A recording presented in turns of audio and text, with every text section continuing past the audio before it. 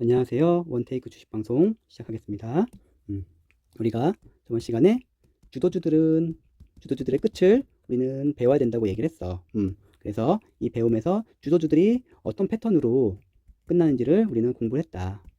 생각보다 주도주들은 매도 패턴이 분명하게 표시가 돼서 우리가 이 종목에서 빠져나오거나 이 종목을 이제는 매수를 피해야 된다는 거를 대충 차트를 통해서 조금만 공부해도 알 수가 있었어. 하지만 이렇게 알 수가 있어도 인간은 늘 같은 실수를 반복한다.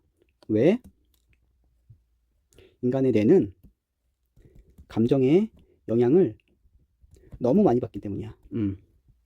어떻게 해야 된다는 구체적인 방법을 배워도 이거를 실천하는 데는 감정이라는 인간의 본능적인 요소가 들어가기 때문에 배운 대로 절대 실천할 수가 없어서 주식시장에서 돈을 벌기가 어려운 거야. 차트라는 게 배우는 건 어렵지 않아. 하지만 내 파트를 꾸준하게 내가 배운 대로 써먹는 거는 굉장히 어렵다. 주식이 어려운 점은 이거예요. 딴 게 없어. 내가 배운 거를 배운 대로 써먹지 못한다는 게 주식에서 가장 어려운 점이다.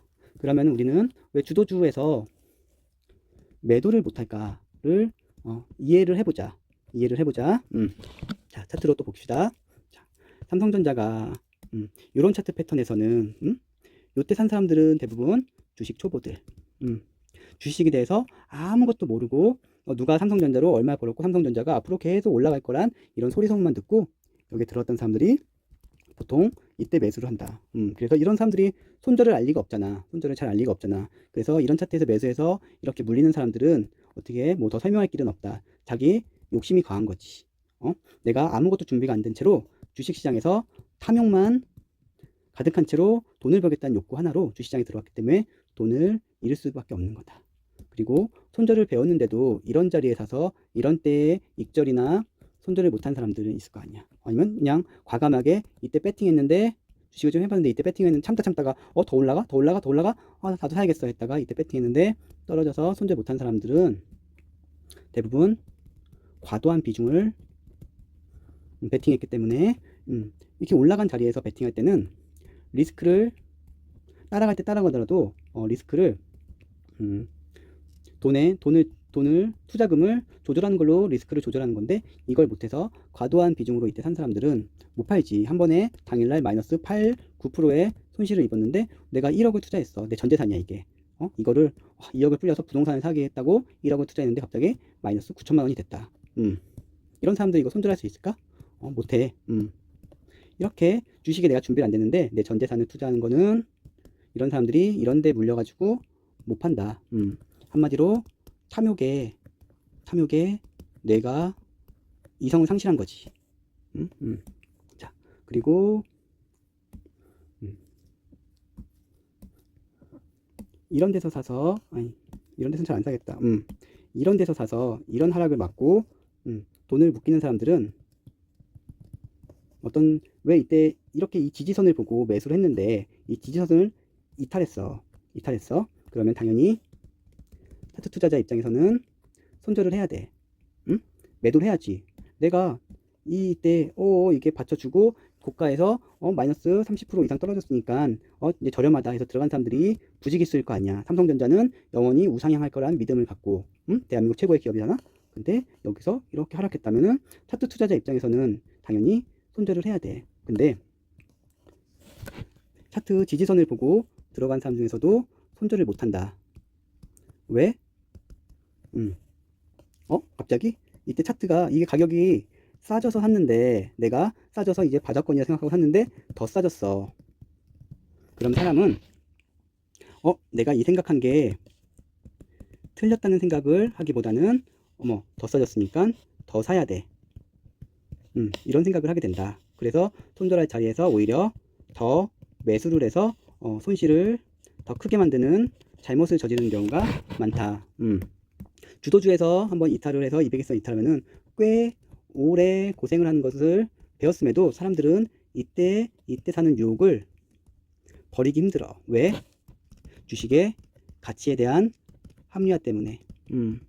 내가 이때 사서 이때 내 생각이 틀렸다는 것을 알았음에도 사람들은 갑자기 내가 손절하기 싫은 마음을 이 가치라는 이름으로 합리화를 한다. 난 분명 여기 바닥이야. 이쯤에서 사면 문제 없을 거야 샀는데도 갑자기 그게 틀렸음에도 이 주식은 이제 가치 대비 저평가기 때문에 나는 가치를 시간을 들여서 내가 더 투자를 하는 거야 라면서 가치를 이용한 자기가 팔고 싶지 않은 마음을 합리화한다.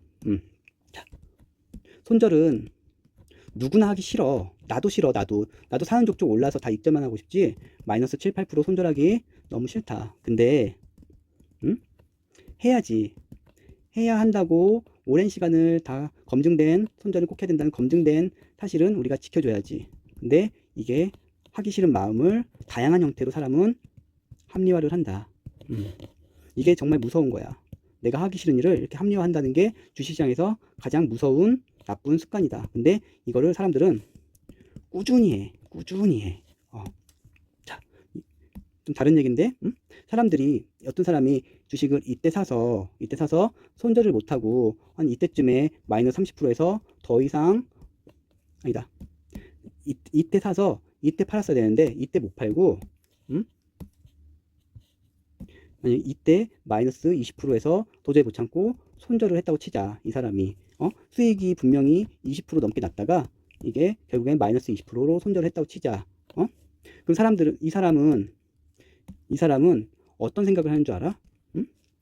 이렇게 올라가서 이때 내가 못 팔았던 나의 매도를 하지 못한 나의 실수를 생각하지 않고 너무 올라간 주식을 내가 사서 손해를 봤구나 이렇게 잘못된 생각을 해. 이때 샀어도 이때 팔았으면 익절을 할 수 있었음에도 자기가 매도를 분명히 못했는데 나의 문제를 생각 안 하고 이거 급등한 이 차트에서 내가 주식을 매수한 나 자신을 원망한다. 자기 판단을 엉뚱한 데다가 화풀이를 하는 거지. 이렇게 해서 오르는 주식을 다시는 못 사는 사람으로 바뀌는 거야. 이 매도를 못했기 때문에. 이해해요? 매도를 잘해야 올라가는 주식을 살 수 있다니까. 자기가 이 매도를 할 줄 모르는데 어떻게 올라가는 주식을 사? 이 올라가는 거를 무서워하게 되는 거지. 그래서 매도를 반드시 잘할 수 있어야 된다. 주식은. 자, 이제 다른 걸로 해볼까? 카카오. 자, 이 타이밍에서 이제 매도를 해야겠다 생각을 할 수도 있어. 그래서 이렇게 왔다가 이렇게 떨어졌으면은 당연히 매도를 이제 고려해 볼 만해. 이 종목에서. 근데 왜 이때까지도 매도를 사람들은 못할까? 이때 샀다고 치면은 왜 이때쯤 팔았어야 될 거를 이때서 가서야 매도를 해서 이익을 20%에서 한 5% 정도로 줄일 수밖에 없을까? 그 이유는 탐욕이고 아쉬움이다. 두려움이다. 탐욕은 이해하겠는데 이 두려움은 뭘까? 내가 이거 좀 이상한 헉 소리 나는 뭔가가 나왔어. 이게 왜 이런 게 이 거래량에서 이 자리에서 이렇게 나왔을까? 라고 의문을 품지만 내가 혹시나 이 타이밍에 팔았는데 얘가 다시 올라가서 나를 두고 떠날까봐 두려운 거야. 분명히 이제 팔아야 되지 않을까? 차트 계산식으로는 머릿속에 분명히 매도 자리가 보이는데 혹시나 내가 잘못 팔아서 이 종목이 더 올라가면은 내가 마음이 아쉽고 힘들까봐 쉽게 매도를 못한다. 이런 마음을 사람들은 너무나 많이 갖고 있는데 이거를 부정한다 생각보다. 부정해. 내가 이 종목을 이렇게 너무 일찍 팔아서 더 크게 먹는 걸 못 가지는 욕심과 아쉬움을 합리화한다니까. 그래서 이때서야 팔고서 내가 몇 달을 고생했는데 겨우 수익이 5%밖에 안 되네. 이런 아쉬움에 빠진다. 그리고 이건 한미반도체 제 종목이죠. 저 오늘 다 팔았어. 장 시작하자마자 그냥 이때 팔았었고 오늘 이렇게 해가지고 다 익절을 완료했다. 내가 여기서 사서 요때 반 팔고 오늘 마이너스 시작하자마자 3% 정도 하락하길래 바로 팔아버렸다. 뒤도 안 돌아보고.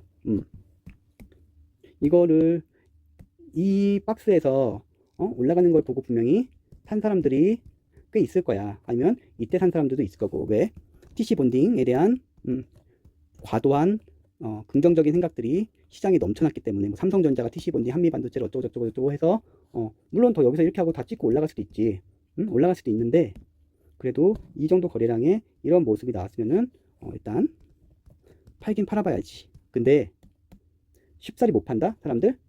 종가까지 지켜본 사람 있을 거 아니야. 뭐 이게 무슨 일이야 하면서, 무슨 일이야 하면서 지켜본 사람도 있을 거 아니야. 뭐 하나가 TC 본딩 기계를 만들어서, 아 이게 잘 될까 잘 모르겠는데, 이런 생각, 아무튼 기업적 분석을 하면서 지켜보는 사람도 있을 거 아니야. 나도 별의별 생각을 하지만 일단 판 이유는 내 매도 원칙에서 이미 벗어났기 때문에, 내 매도 원칙을 얘가 어떻게 됐기 때문에 나는 매도 원칙대로 판 거야. 하지만 미처 못 판 사람도 있을 거 아니야.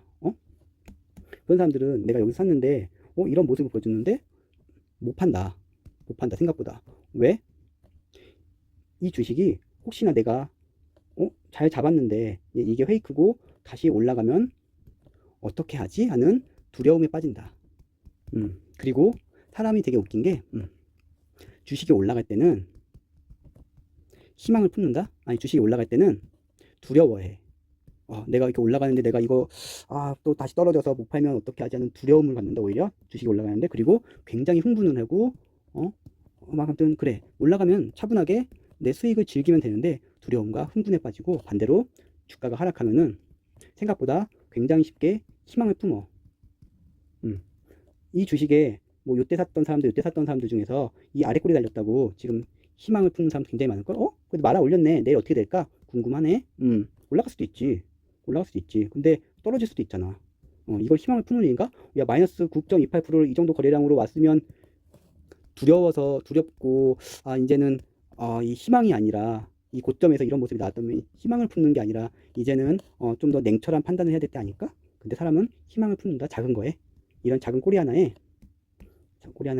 희망을 품고, 이때 있던 사람들이 마이너스 10%가 넘어갔음에도 손절을 못하고 일단 희망을 품는다.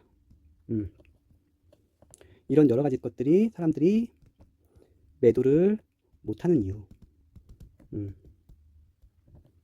이때 잘 샀던 사람이 이때 잘 파는 법이 없어. 주식은 이때 잘 샀던 사람이 이때 팔았다가 올라가서 아쉬워서 이때 사서 또 고생하다가 올라간다 했는데 이만큼 떨어졌는데 여기서도 못 팔고 이때 벌었던 수익을 이때 사서 여기서 더 떨어지면 손해로 마무리하는 경우가 부지기수다. 주식은 좋은 종목을 잘 고르는 게임이 아니라, 내가 운 좋게 좋은 종목을 잘 샀을 때 매도를 얼마나 잘하느냐의 싸움이야. 이걸 잊지 마라. 사람들은 좋은 종목을 찾는 데만 열중해. 모든 공부를 다 포커스를 여기다 맞춰, 주식을 공부하면. 하지만 주식은 분명히 얘기하지만 매도를 얼마나 잘하느냐의 싸움이다. 잊지 말자. 자, 그러면은 하루에 이렇게 10분씩만 제 주식 공부 동영상 출근하면서 들어도 웬만한 책보다 나을 것 같아요. 열심히 공부하시고 좋아요도 좀 눌러주시고 감사합니다. 끝.